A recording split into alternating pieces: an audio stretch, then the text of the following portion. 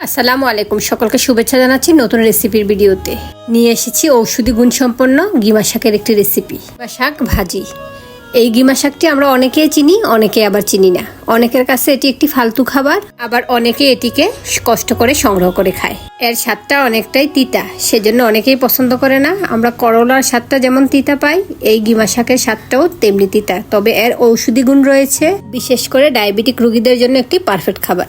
আমি আলুগুলা কুচি করে নিচ্ছি, আর এখানে গিমা শাকগুলোকে ভালোভাবে ধুয়ে নিয়েছি। এখন গিমা শাকগুলো বেছে নিব।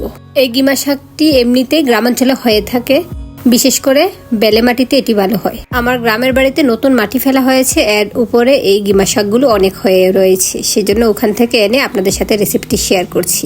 আর গিমা শাকটা আমার অনেক পছন্দের, এর তিতা তিতা ফ্লেভার এবং স্বাদটা আমার অনেক বেশি ভালো লাগে, সেজন্য ভাবলাম আপনাদের সাথেও শেয়ার করে দিই। দেখুন, পাতা অংশগুলো আলাদা করে নিয়েছি আর শক্ত ডাটা অংশটাকে আলাদা করে নিয়েছি। এভাবেই গিমা শাকগুলো বেছে নিতে হবে। শক্ত ডাটা অংশটা ফেলে দিচ্ছি। এটা সিদ্ধ হওয়ার পরও একটু শক্ত শক্ত থেকে যায়, সেজন্য এটা এভাবেই ফেলে দিতে হয়। অবশ্য ছোটবেলা থেকেই দেখছি এভাবেই এই গিমা শাকটি বাছা হয়।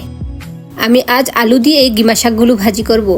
আপনাদের সাথে সিমের বিচি দিয়ে রান্না করে একটা রেসিপি শেয়ার করব, সেটি আমার অনেক বেশি পছন্দ। সহজ উপায়ে আলু দিয়ে ভাজা করছি, অন্যদিন সিমের বিচি দিয়ে রান্না করে আপনাদের সাথে শেয়ার করে দেব। দেখুন, একই রকমভাবে আমি সবগুলো গিমা শাক বেছে নিয়েছি, সাথে আলুগুলোকেও কুচি করে নিয়েছি। গিমা শাকগুলো বেছে এগুলো ভালোভাবে ধুয়ে পানি ছাড়িয়ে নিয়েছি। এখন চুলায় চলে যাচ্ছি। চুলায় একটি প্যান বসিয়ে দিয়েছি, এর মধ্যে দিয়ে দিয়েছি তেল। এখন এই তেলের মধ্যে দিয়ে দিচ্ছি পেঁয়াজ কুচি। এখানে বড় সাইজের একটি পেঁয়াজ কুচি করে দিয়েছি। পেঁয়াজটা কিছুক্ষণ ভেজে নিচ্ছি। এখন এর মধ্যে দিয়ে দিচ্ছি রসুন কুচি। পেঁয়াজ এবং রসুন কুচিটাকে ভালোভাবে ভেজে নিব, যতক্ষণ না পর্যন্ত এই পেঁয়াজ এবং রসুনটা গোল্ডেন ব্রাউন হয়ে আসবে, ততক্ষণ পর্যন্ত এভাবে ভেজে নিব। এখন এর সাথে দিয়ে দিচ্ছি একটি তেজপাতা। সুন্দর ফ্লেভারের জন্য এখানে একটি তেজপাতা ছোট করে টুকরা করে দিয়েছি। যারা দেখছেন তাদের এলাকায় এই শাকটিকে কী নামে ডাকা হয় আমাকে কমেন্টে জানাবেন। আর আপনারা কিভাবে রান্না করেন সেটিও কমেন্টে জানাতে পারেন, আমি না হয় ওই রকমভাবে একবার রান্না করে খাবো। এখন পেঁয়াজের সাথে আমি পরিমাণ মতো লবণ দিয়েছি। আমি একেবারে লবণ দিয়েছি, পরবর্তীতে আর লবণ ইউজ করব না। হাফ চা চামচ পরিমাণে লবণ দিয়েছি। লবণটা দিয়ে পেঁয়াজের সাথে ভেজে নিচ্ছি। এখন দিয়ে দিচ্ছি হলুদের গুঁড়া। এখানে হাফ চা চামচ পরিমাণে হলুদের গুঁড়া দিয়েছি। সাথে দিয়ে দিচ্ছি মরিচের গুঁড়া। হাফ চা চামচের চেয়ে একটু বেশি মরিচের গুঁড়া দিয়েছি। দিয়ে পেঁয়াজের সাথে নেড়েচেড়ে ভেজে নিচ্ছি। এই রান্নাতে কোনো পানি ইউজ করা লাগবে না। এখানে পেঁয়াজ এবং রসুনটা ভাজা ভাজা হয়ে এসেছে। এখন এর সাথে আমি দিয়ে দিচ্ছি কুচি করে রাখা আলুগুলো দিয়ে ভালোভাবে নেড়েচেড়ে আবারও মিশিয়ে দিচ্ছি। আমি ঢাকনা দিয়ে ঢেকে দিব, সেজন্য এর মধ্যে কোনো পানি লাগবে না। নর্মালি আমরা আলু ভাজা করতেও পানি ইউজ করি না, ঠিক তেমনিভাবে এখানে এই আলুটাকে কিছুক্ষণ এভাবে রান্না করে নিচ্ছি। পরবর্তীতে আমি গিমা শাকটা অ্যাড করব। ভালোভাবে মিশিয়ে এখন ঢাকনা দিয়ে ঢেকে দিচ্ছি। ঢাকনা দিয়ে ঢেকে একটু পরপর ঢাকনা তুলে এটাকে নেড়ে দিচ্ছি, যেন আবার নিচে দিয়ে লেগে না আসে। এভাবে বেশ কয়েকবার নেড়ে চেড়ে দিয়েছি। যেহেতু এর মধ্যে কোনো পানি দেওয়া হয়নি এবং চুলার আঁচটা আমি মিডিয়ামে রেখেছি, সেজন্য একটু পরপর ঢাকনা তুলে এভাবে নেড়ে চেড়ে দিই। এখানে আলুটাকে আমি পারফেক্টলি সিদ্ধ করে নিব, কারণ গিমা শাকটা হতে খুব বেশি সময় লাগবে না। পারফেক্টলি আলুটা সিদ্ধ করার পর আমি গিমা শাকটা অ্যাড করব। আমি বেশ কয়েকবার ঢাকনা তুলে নেড়ে চেড়ে দিয়েছি। এখন আবারও ঢাকনা তুলে ভালোভাবে নেড়ে চেড়ে 4-5টি কাঁচামরিচ দিয়েছি। কাঁচামরিচগুলো মাছ থেকে একটু কেটে নিয়েছি। আর এরই মধ্যে আলুটাও সিদ্ধ হয়ে এসেছে, সেজন্য এখন এই আলুর সাথে অ্যাড করে দিচ্ছি কেটে রাখা গিমা শাকগুলো এই আলুর সাথে দিয়ে ভালোভাবে মিশিয়ে দিচ্ছি। দেখুন, গিমা শাকের পরিমাণটা অনেক বেশি নয়, আবার একেবারে কমও নয়।